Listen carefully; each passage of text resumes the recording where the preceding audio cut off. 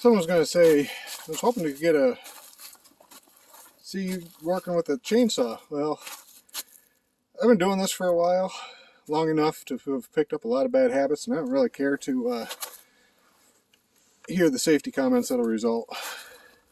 So, no comments of that. No pictures of that, videos of that, whatever they are. But I like this saw because it gets tired of cutting at the same time I do. My wife says I love my saw more than her, which definitely ain't the case, but you know. Another question somebody will say is, why aren't you wearing iPro? Well, usually I do. That helmet I usually wear, and it used to have a visor on it, but I wear it a lot. Running the Massey up through the woods and everything. The Massey, if you remember from the first video, ain't got a cab on it or nothing. So I wear the helmet with the face guard down, and because of running through the woods, it gets branches in it and everything else.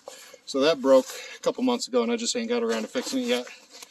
And I found that wearing safety glasses underneath the helmet, in order to have them stay on, it has to go underneath the ear cups. And the problem with having it go underneath the ear cups, trying to reach this split maul, is then you don't get the hearing protection. And I'm actually supposed to wear hearing aids.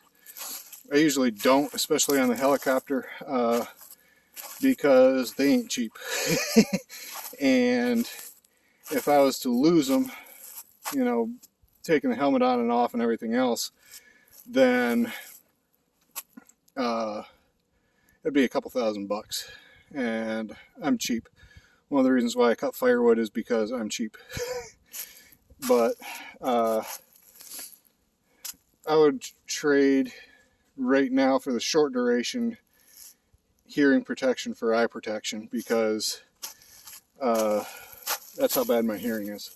So something else is, somebody's going to say, well, you're a flight nurse, why don't you use a log splitter, you know, either tractor mounted or gas powered or whatever. So I talked a little bit about the stresses in nursing and everything, and splitting wood by hand does two things for me. One, it helps deal with that stress. You know, and one of the things that's not talked about a whole lot is the stress of bad patients and everything. I don't mean bad patients as, oh, you bad boy or girl or whatever.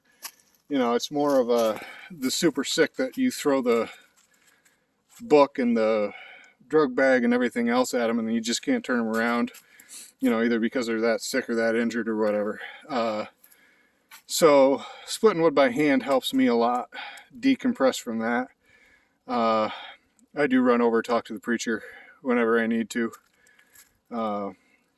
He's been good. He hasn't yelled at me for my language and some of them calls and everything else, because some of them, you know, especially like kids and child abuse in particular, you know, you get a kid that's been shaken, has coup contra coup injuries. So what that is when you shake a kid so that their head's bobbing, the brain strikes the front of the head, and then it strikes the back of the head and keeps doing that. That's coup contra coup. You know, it causes bleeding in the brain and brain swelling and everything else. That kid's going to have lifelong problems, and through no fault of their own.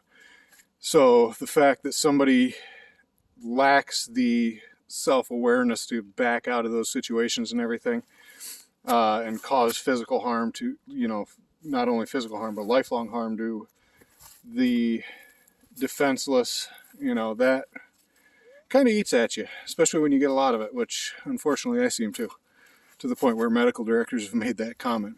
So I come out here and split wood, and I call it productive destruction. So I'm producing because I'm making firewood for, like I said, myself, whoever else has a need for it. But it's destruction in that I'm breaking stuff apart literally by hand, so that helps quite a bit. Well, yeah, that's been a little bit of travel and woods talk, and somebody's gonna probably make a comment about uh, the steel. It's an MS390 Farm Boss or Wood Boss? Wood Boss. So I like steel because I grew up with them. You know, I'm most familiar with them. I've run Husqvarnas before. I've run a Johnsert a couple times. And somebody once said that Johnsert is the economy version of a Husqvarna. I ain't got any way of independently collaborating on that, so I'll take their word for it. I don't have any problems with them, but like I said, I grew up with steel, and that one over yonder, my dad and my brother went in and got that for me for Christmas a few years ago, so I'm gonna run it till it dies. You know, take care of it as best I can, but you know, here's a maple that could be cut up. Somebody else might say, well, why are you turning your nose up at the popple? So poplar trees, they burn pretty good. They put off a lot of heat, but they're short burning. And as you can see, we got a little bit of wood that we can be a little bit more choosy about. So I did cut up that maple that fell over there. Cut most of this one up. I cut it up until it started getting into the snow bank and everything.